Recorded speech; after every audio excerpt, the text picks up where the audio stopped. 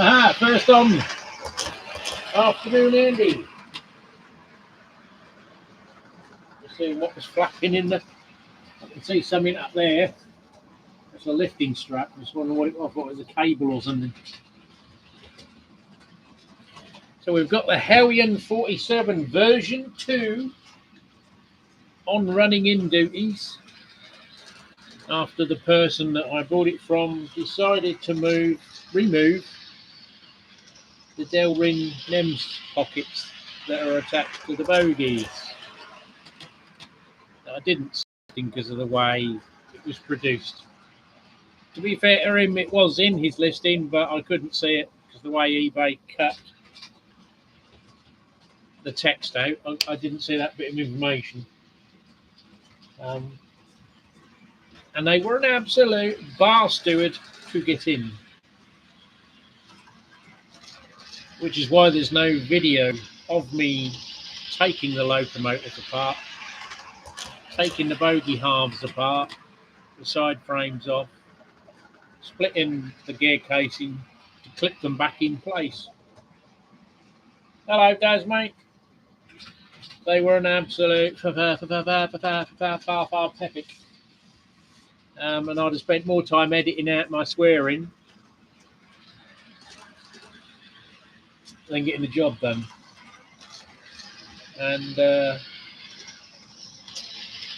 after getting one out and managing, it took me half an hour to get the bogie back in the chassis because you can't get it back in because the bulkhead of the cab takes the clearance away.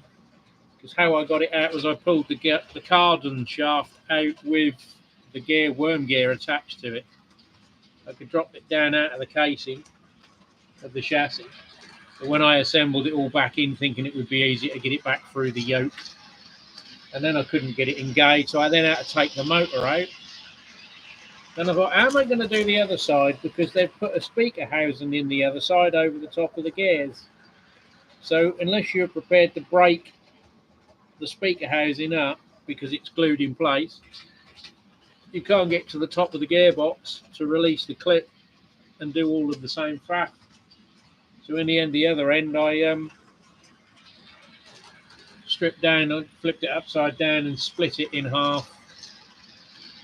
Took the cover plate off, driving wheels out, and then forced the two halves open to clip the bloody NEM pocket back in. So this is sort of like the inaugural test of, after all that, taking the circuit board out, the motor out, the gears out, totally disassembling the loco and then reassembling it, and the wires are wafer thin on this. It's not as chunky as the old version. They're about as thin a wire as you can imagine. They've still got PVC insulation on it. And they're all on micro JSTs that you need a pair of tweezers to detach from the circuit board. It was I thought something was going to go wrong. If it hadn't have gone wrong, it came pretty close to getting thrown against the wall. But yeah, touch wood. It seems to be running pretty smooth.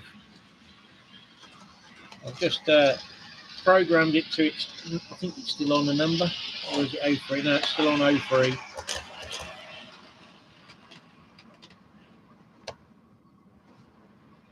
It's a little bit jolty mid-speed, but I think that's obviously just needs a CV setting. So what I've done with it, because it might be coming across just a little bit, is the detailing on the bogie frame on it. In their infinite wisdom, they glued everything both ends, and you can't put your NEM coupling in without it fouling. So I've had, I think I pulled one pipe out and the vac pipe. Hello, midget. To leave it one end with the coupling and one end detailed. Hi, Kyle. Hi, JD. So yeah, it was not a pleasurable experience to have to strip it down, but I suppose it was the price to pay, as it were, for the price I paid, which was about £100 for a. Well, I think they want retail £239 for that in DC form, and sound fitted is more than the Bachmann retail. At the time, I think they can't shift them at the minute. They're doing them for £199 if you can find the Network Southeast one. But, I think some of them are about £160 now because they can't shift them. Because if you factor in, even if you're paying £230 for that, and then you've got to shell out another 120 to put sound in it, it's like, hello. Mind you, the bloody Hornbys are the same, aren't they? They want $229 for the Class 60. Time you drop another £100 into that for a sound, you're up to, well, beyond Acura Scale and Cavalax money. So I don't quite know where their marketing department's coming from with their pricing. Clearly, I mean, most places you can pick them up for less than that, depending on how fussy you are on what one it is and what livery. But, yeah, it seems to be a fairly smooth runner. It was on DC, so I just need to tweak the CV settings at some stage. Hi, Dan. Well, no, yeah, it was not too bad. Just the fitting of the sockets back into the bogey frames was an absolute pig of a job. And I did chip the little Dapol track cleaner, which really doesn't do anything. All it does is turn the throttle onto the DC control. So when you give it full beans, it just basically varies the speed of the motor. It doesn't really do much else. I did think maybe, because you've got 4-function decoder there, I could put some flashing lights or something on it. Because it is, I managed to pick up the one that does actually look like a piece of track infrastructure or track equipment, other than the fact that's like the Network Rail symbol, which on BR, so we need to find a suitable sticker to cover over that, or find someone to make a couple of stickers, and maybe put some running lights on it or something. There's a little bit, you can't get into this bit. They've managed to fix it down in such a way you can't take, or is it that end? There's a weight piece there. There's a little bit of space there for the decoder and the circuit board for the socket for the chip pin. But I had a quick run round, and it did pick up a little bit of track debris in it, quite a bit actually. And it did come with the polishing bits to change around, although they're a bit worn, and the guy had put a Lima weight in it to obviously give it a bit more ballast going around the track. We're clouding up again, aren't we? For some reason.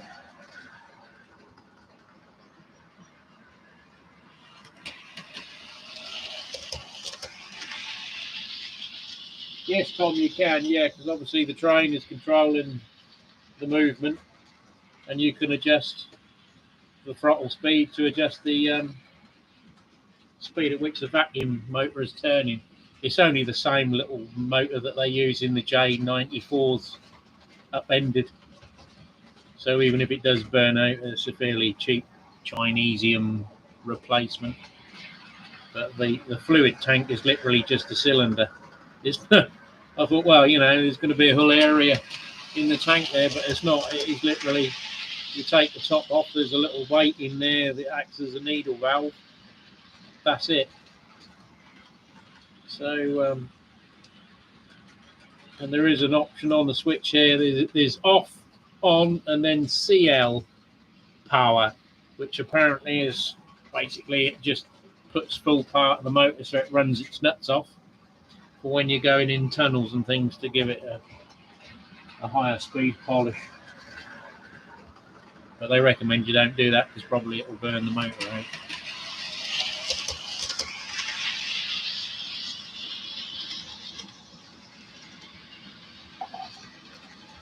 But yeah, that was sort of fairly straightforward.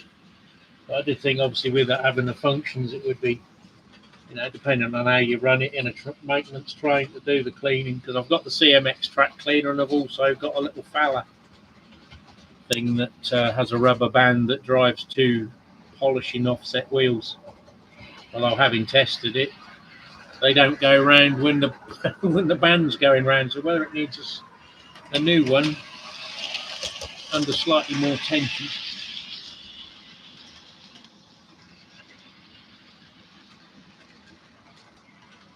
So I did dig out the box that I sort of chucked everything in when I bought this layout off the women, and it's been in the house, in the back room with everything else. And so I did sort of chuck some of it back on in various places that I could fit it.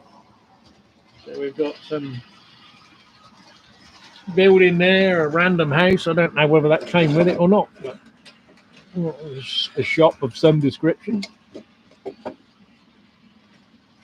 The Hellion Brewery, which there is a tower that goes with it that's in the box, where there should be a bowstring girder bridge here, but that's packed away at the back of the room, so I couldn't get to it.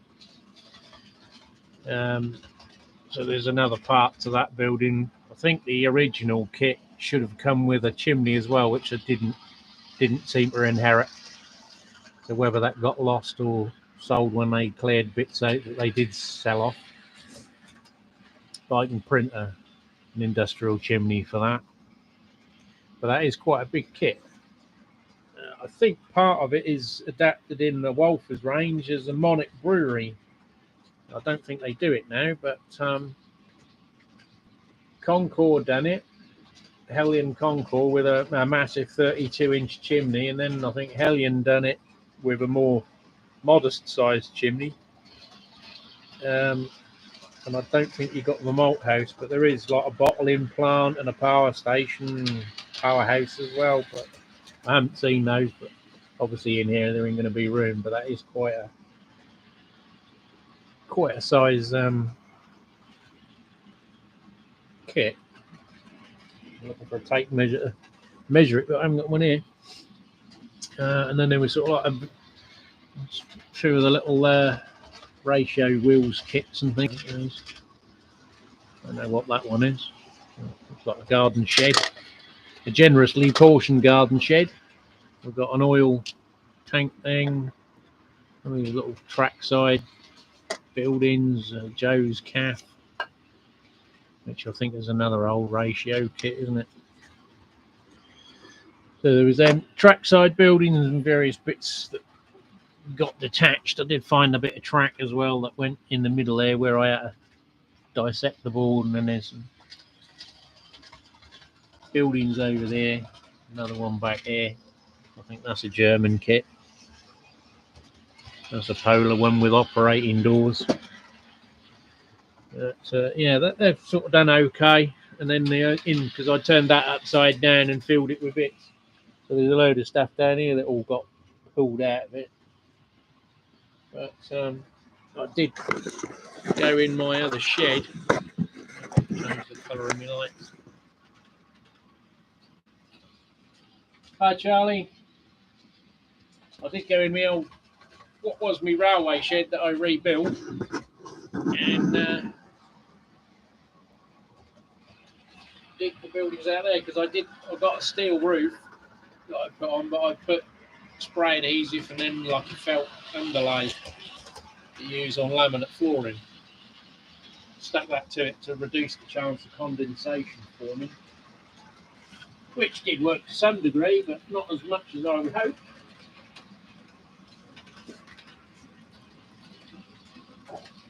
So I went in there the other day when it weren't as bad, but there was still a bit of moisture on the roof when you wiped your hand over it. So in certain places, obviously, it pooled and dripped down. And in one of those places was this box.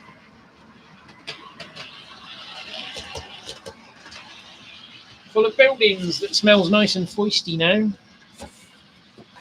So I had a look in there. They were cheap because I bought these off of what was the New Model Railway or something. he had a layout that he built in a bit of a rickety garage. Had a channel for 2 or 3 years, and then decided that building dioramas was more his thing than running trains. So he's foisty. He sold everything on eBay, and I managed to get his Class 50. No way safe for Class 50, and the buildings that have gone a little bit. That's not weathering. That's mold.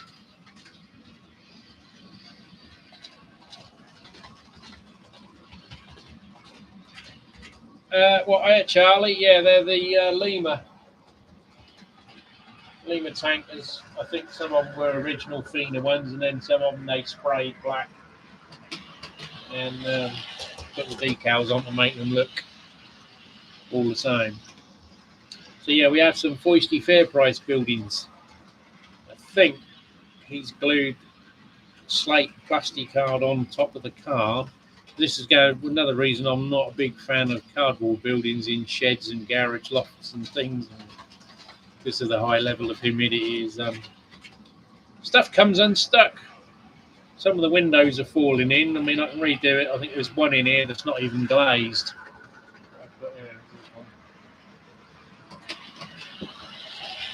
That one, the roof's not too bad, but there's a little bit of sort of discoloration on the paper. The last ones of these I bought off someone else, these FairPrice kits. I took all the paper off and glued plastic card on them. But this one hasn't got any glazing in the windows. You put the curtains in, there's no glass. Hi, Mick. So again, we've got another one with a detachable roof. A bit like the houses in Bradford, I suppose. So yeah, I think some on, another one there. It's gone. I'm now sort of going through it. I'll bring them out here. That might give them a bit more air, but this garage does get quite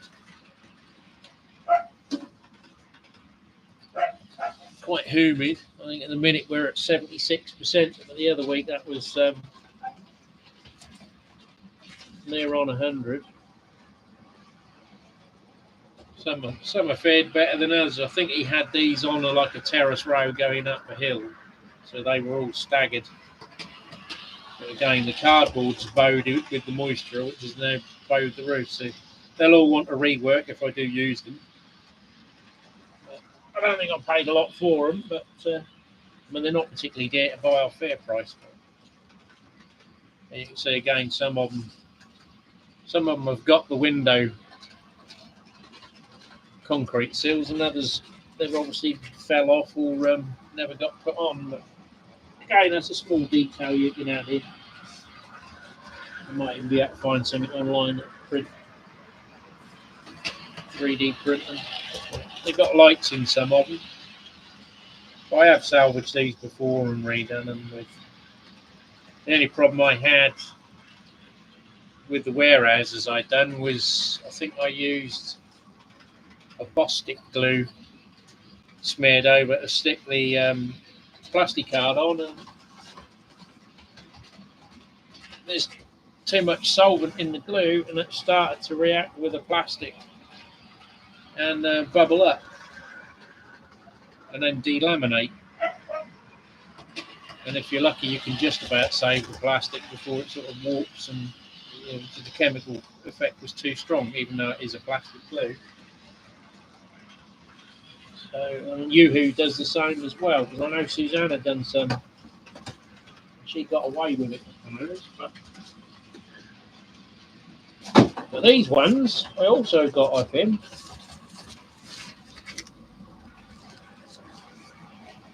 And these don't have a problem with moisture. And they're all, I put them in shrink wrap, hold them together, because they're 3D printed. So you've got 3 and then the roof. These are from an architect's drawings that obviously when they do mock-ups of a housing estate.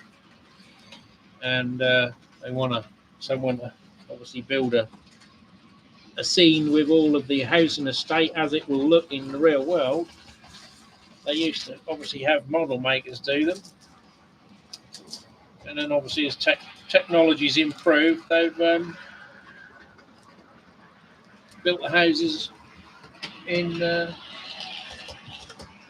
don't know what scale they are, but as you can tell, they're not a million miles out. So these have got like names on. This house is called Andrew. This one's called the Belford. So and they're all fully detailed inside as well. So obviously they'd need painting to stop light bleed. And they need glazing, and then obviously you'd have to paint all of the detailing because there's like the wardrobes and beds and kitchens are all moulded in the print process as well. I don't know what kind of printer it was. There's sort of like a textured finish to them, and there's no layer lines with this stuff, so I don't think it's like your common or garden 3D printer that you normally buy. I think this is something a bit more higher end, but when you sort of compare it to, so like this is a store in HO, and that's a house.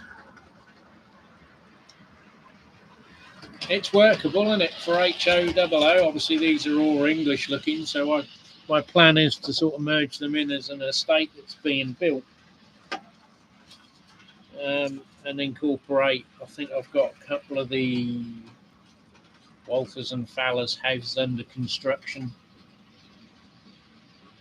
so that'll look like a building estate that's being developed somewhere, and that's the new build. And then you've got these older sort of traditional terrace type houses that could be on a back scene as they're low, well, they're all low profile ones, so they're only about just over an inch in depth. So there could be some old Hovis type Yorkshire Road up north or somewhere. I don't get many houses on a hill round here. Well, obviously I've got to redo them all because they're a bit mouldy.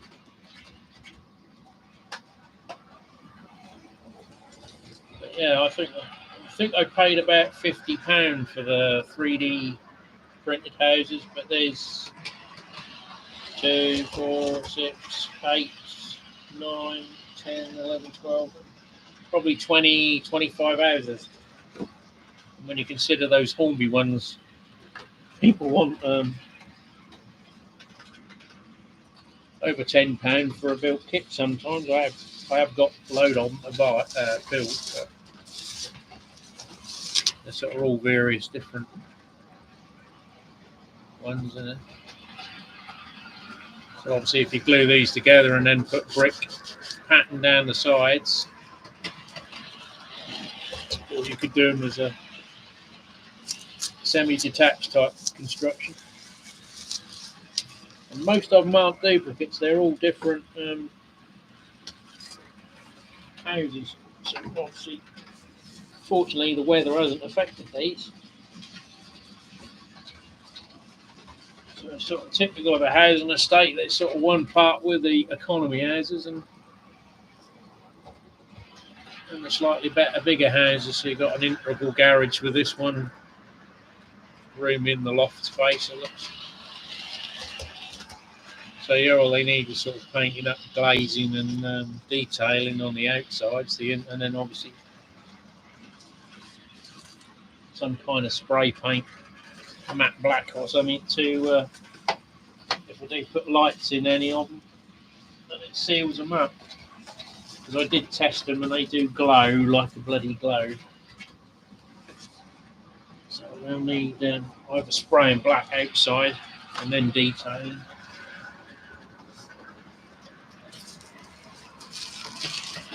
But yeah, I've got to find somewhere else now to store these that's drier than the shed. And the only other place is like the brick garage, the brick shed that I done that flooring. Fortunately, I did have some bubble wrap on the top of the box, so where it was open, it has dripped in. That hasn't gone in, but obviously, it's been that damp and moist in there. It's a bit honky. Oh. Find a home for them, but they'll live to be used another day.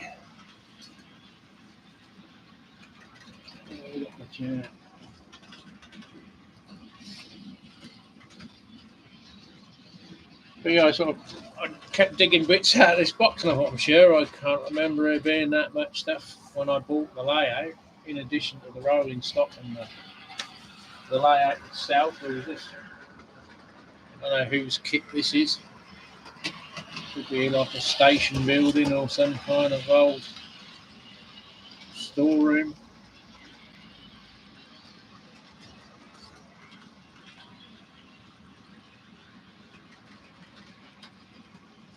Two open windows. It's not glazed.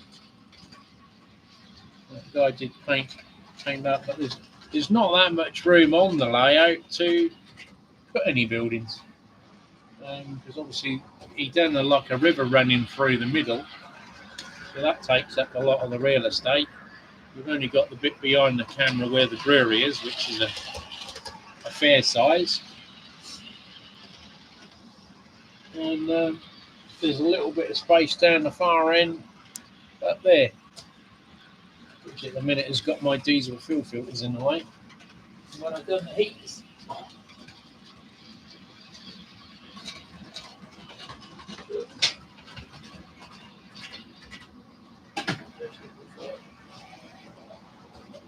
yeah, I think it was mainly track. Yeah, hello. And the other one come running in earlier, and she dived underneath. I just caught her out to call me on. Bloody hell's that? She dived under there. She'd seen the train go past on the track. So then she followed it round, so I was half expecting her to decide she was going to... Something's moving that's not supposed to be moving. That means you've got to test it with a mouth. But fortunately she didn't. She's a bit of a bulldozer, the other one. She nearly took the wiring with her as well, because she'd just go in and just, if it's in the way, it just goes with her. So I did.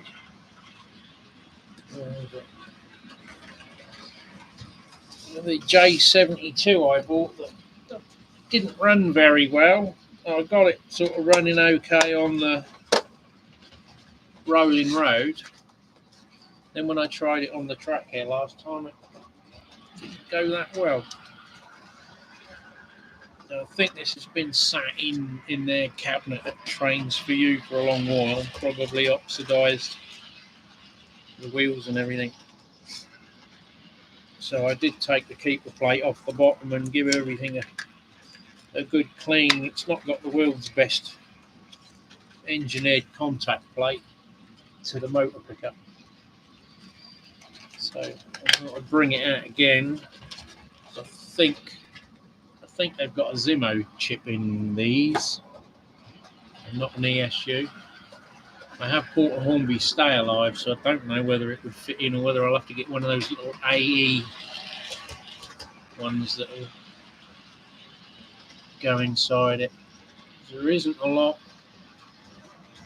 There's not a lot of weight on this to pull anything, although, you know, it's only a little branch line loco.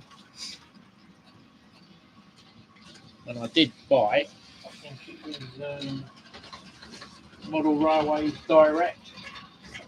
Had a sale on.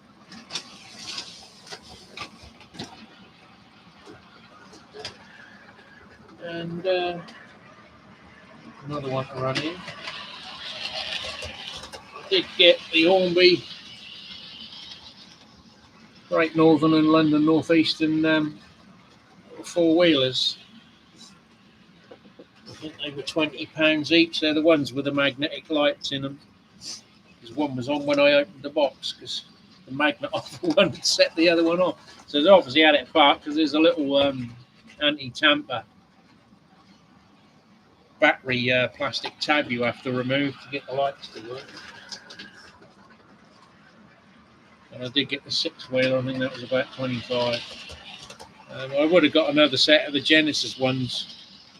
I've got the Hattons Genesis ones. I literally bought the last one they had. And then obviously Rails of Sheffield have took the tooling up for that, and obviously because they were going on eBay for absolutely stupid money, Rails of Sheffield would have thought, well, if people are that stupid to pay that amount of money, we'll put another £100 on the RRP, which is what I think they've done. And I'm not paying that sort of money.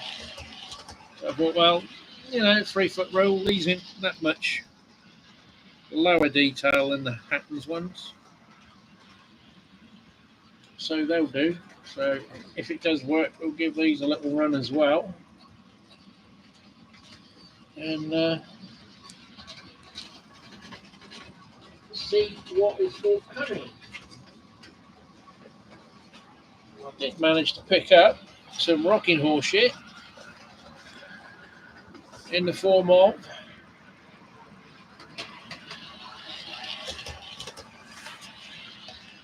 KTAs. I've been after some for over a year.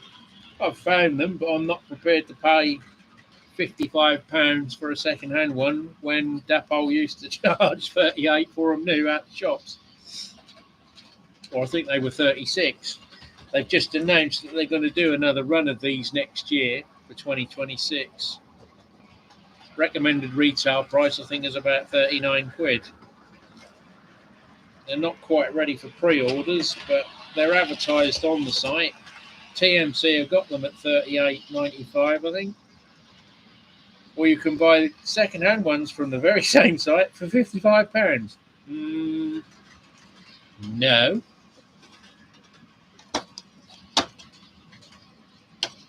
Why are you going to pay £55 for a second-hand one when they're advertising that if you wait till next year, you can buy a brand spanking new one for considerably less money? Now, the American viewers are going to say,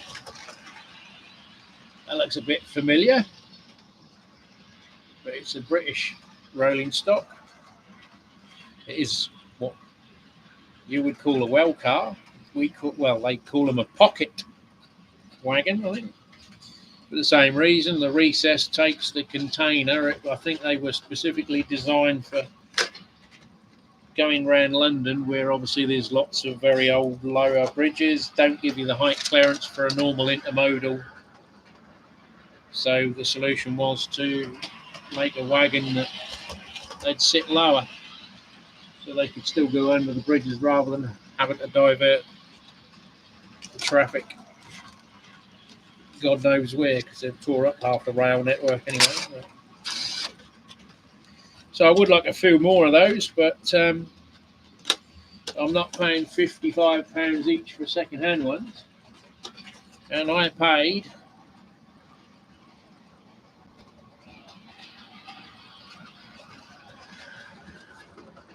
£50 for a pair from a dealer. Alan, Fedland Model Railways. When I was at March Railway Show the other week, I spotted them and I thought, that's a damn good price. Be rude to say no. So, they came home. So I think I'll be waiting for the pre-orders to start and just order a load of them off of one of the websites. And I'm not paying 40, 50 quid for a second-hand one. I know some of the variants come with a container in them, which they seem to think puts £10 on the price. But I can print one of them, and I've got plenty anyway.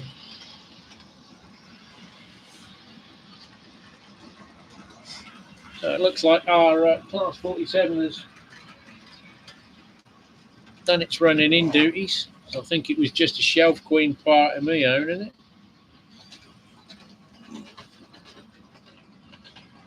Speed step 10, and it's still going over the points there, which is the only bit that seems to be a little bit iffy on pickup sometimes.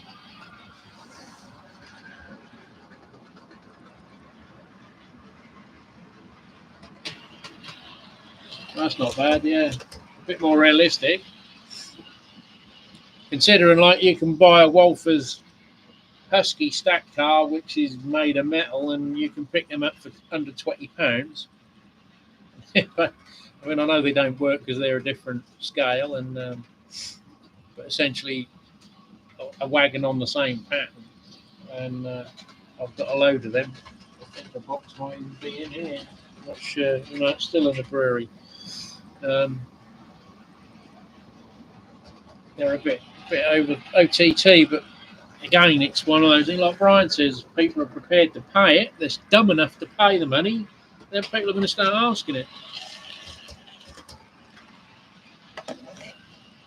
A few years ago when they was all getting in a tiver on one of the Facebook forums over Batman's price increases that were like 3 price increases ago. And I said, well, keep your hands in your pocket. Don't buy the stuff. You can only go one or two ways. They're going to have to drop the prices or they go out of business. Batman ain't going out of business anytime soon, are they? And we know the fact that the amount of offers there are on Class 37s at the minute, they're not shifting them, so they're having to drop them to be under the price of the Acura scale ones.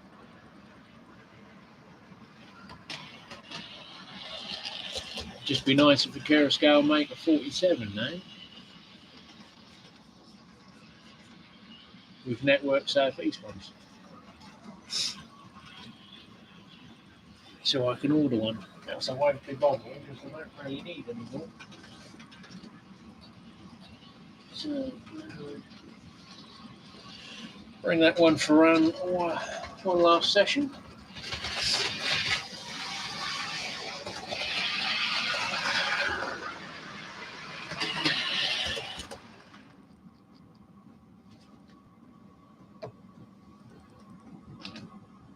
Let's take her off the deck. It's got a decent bit of weight in that, we'll say that for Hellion.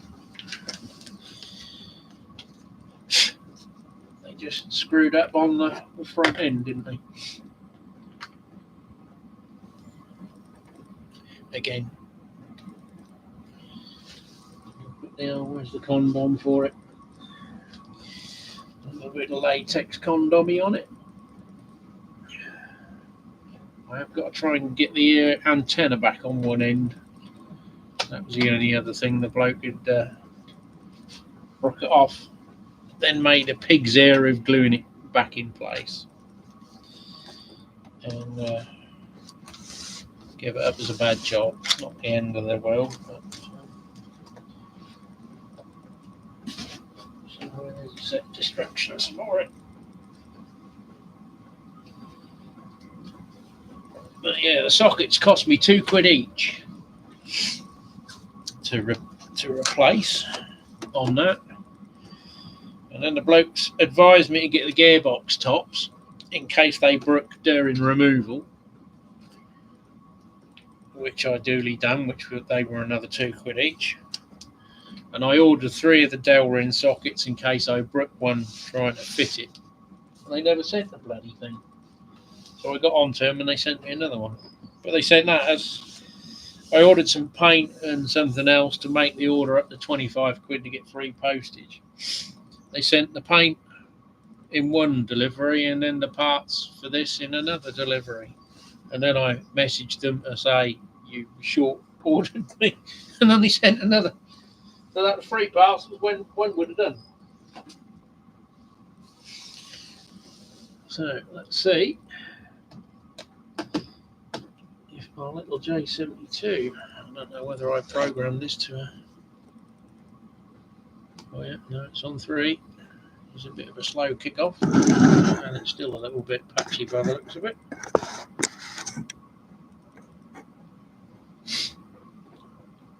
Yeah, still doesn't like.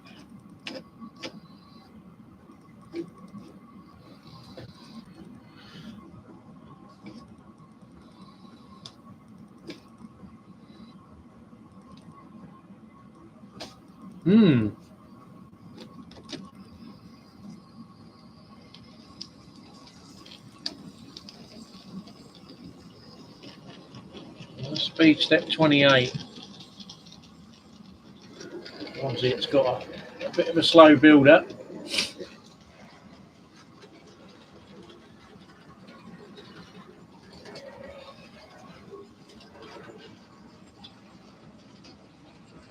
I wouldn't be surprised if we don't stall over these points, although it is going full pelt.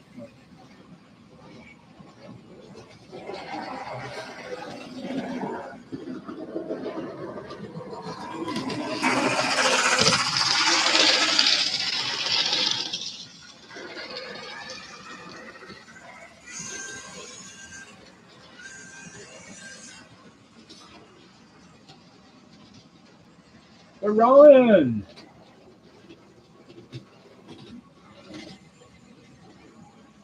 So, no, it is actually running. We'll clock it back a bit.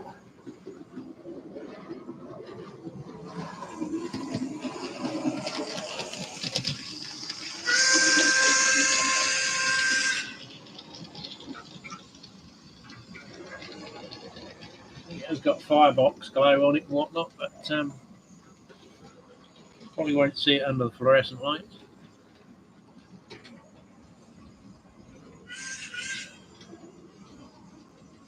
Shunter's whistle. You can't hear the sound on it.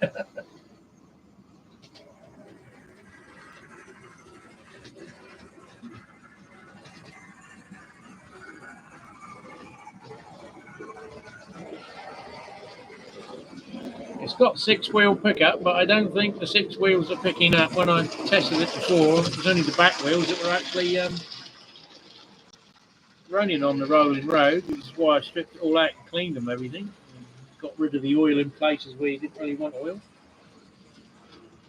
But it's just got 2 bent pieces of brass or bronze copper on the board of the keeper plate that make connection with 2 bits underneath. Not the best.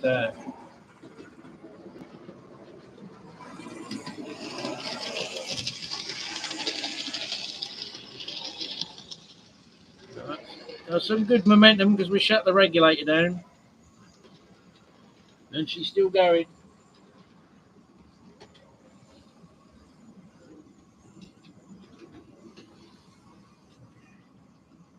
And still going.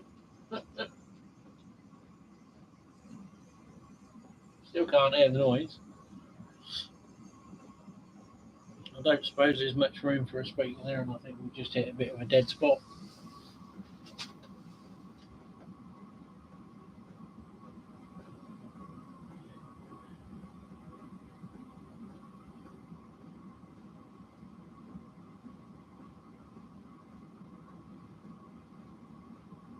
Definitely not going to be doing any shunting work, is it? It's on speed step 28, 6-wheel pickup, and it ain't picking shit up. Hello.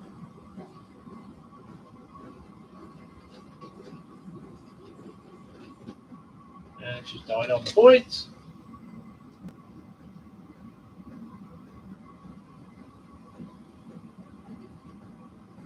Cold air over here.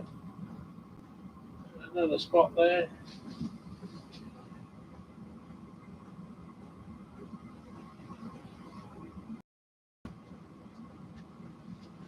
Still building up his momentum, but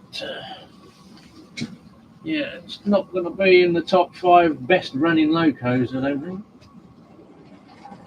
No, Brian, that was factory.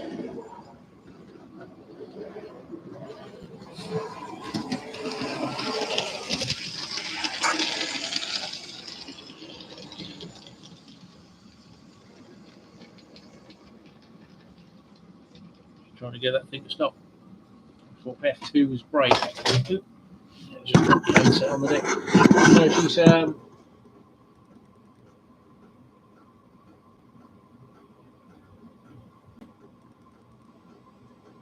all factory. Got a sort of fictitious stop running number. Obviously, it's got the network fail signal colouring thing there, but we need to get a VR sticker to go over the top of that, I think.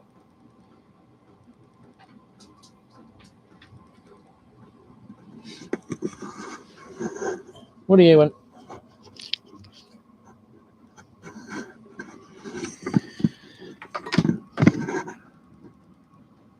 So yeah, the heater's doing strange things on its own. Plus it's nearly out of diesel, I don't know. Let's just go under and check.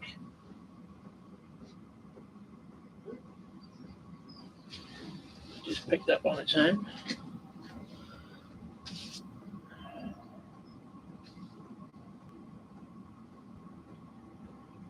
Well, I nearly pulled the trigger because I know Rails of Sheffield got the blue ones on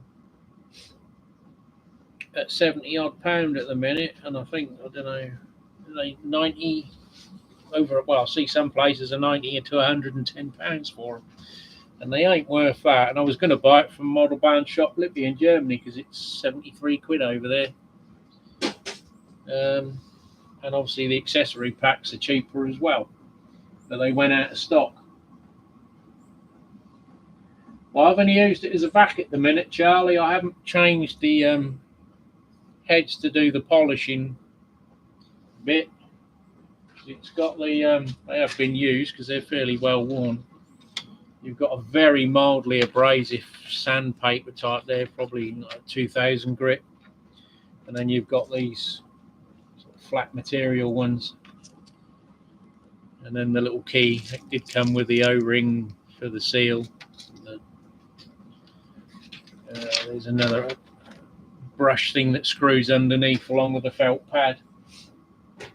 So I haven't used that bit, but looking at the two discs there that have been used, they're worn down, so it must have made contact with the rail, and he put an old Lima weight inside the vacuum bit to obviously push it down a little bit further.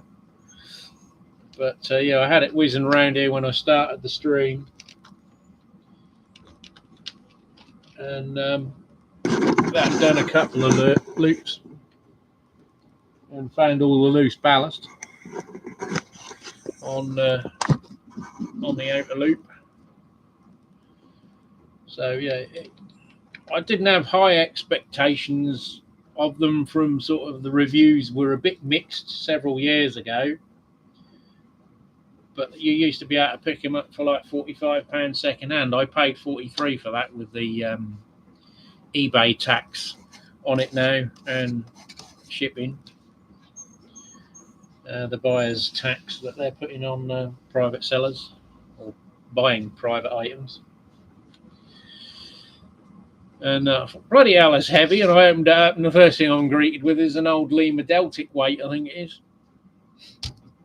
So I presume he used that in there as a bit of weight to just push the head down on the track a bit more, because I presume it's just only in contact with the surface. But I did pick up the CMX track cleaner as well for quite a bit less than they go for second hand. So I will probably do like a unit train with two to pull it round, and then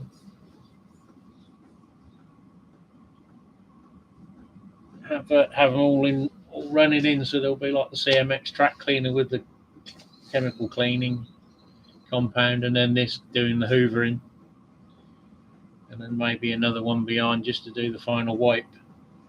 Because well, I'm not 100% sure how the layout will sort of transpire in the future, but I would like to have a tunnel, and I'd also like to do, even if it's like a smaller tunnel, access portal.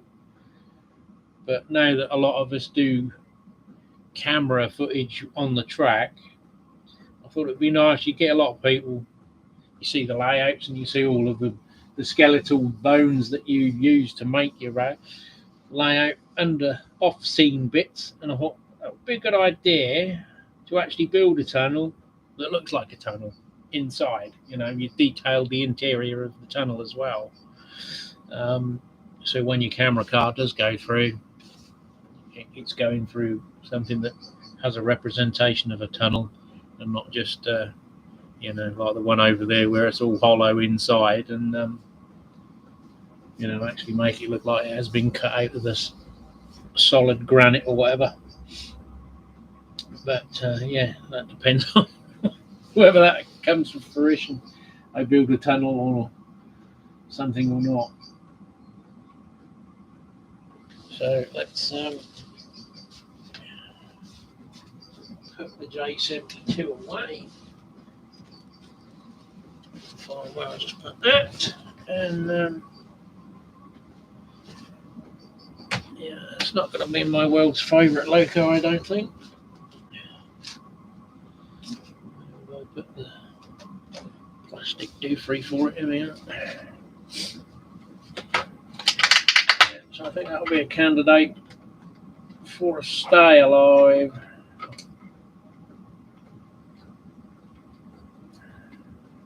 Oh, it's not going in already.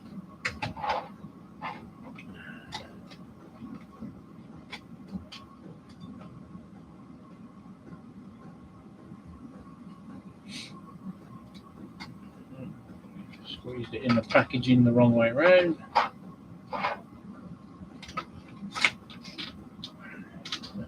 This time it drops in.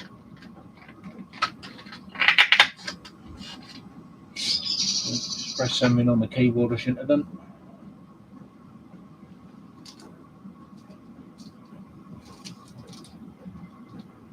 I guess that's the next 18 chip in it if it's that small. So I'll have to do an investigation and see if we can get a stay alive in that. I didn't pay RRP for it, but yeah, not one of the best buys of the week, as I say. So let's get the loco I got the wife to buy me the other year, and this one hasn't had much of an outing either.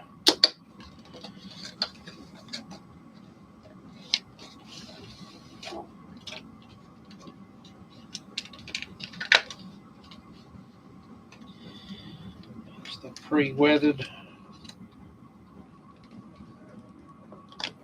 47.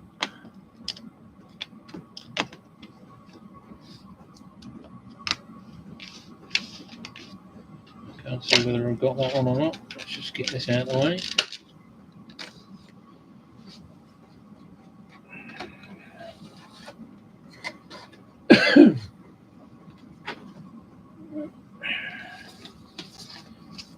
Get the sound sheet out because I can't remember what's what on these.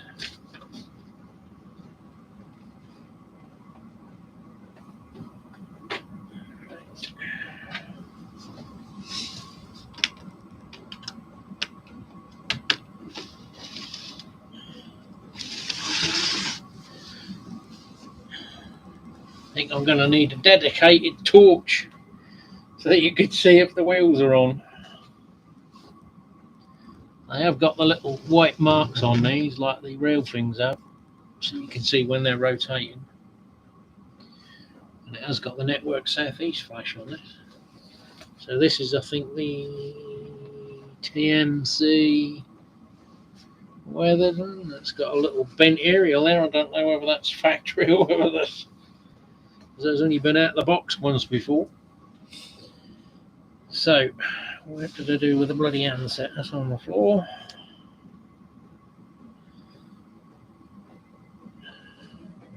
I was then going to say it's not on. I've not programmed it, and it weren't moving, but it is.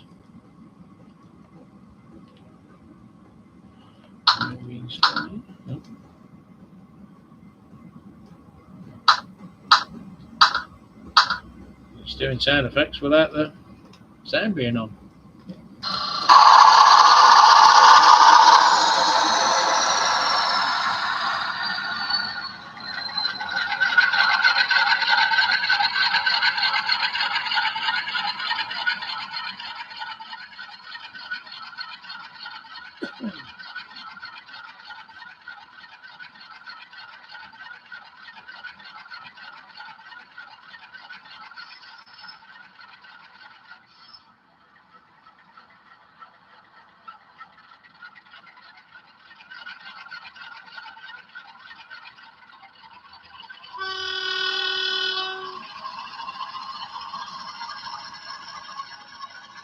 A bit louder than the J72.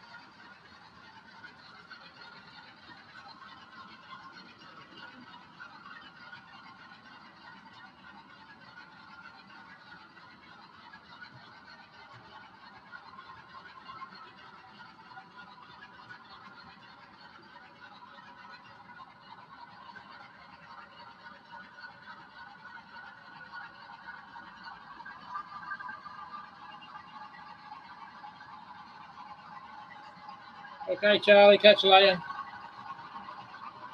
Right. I think I've only got one track.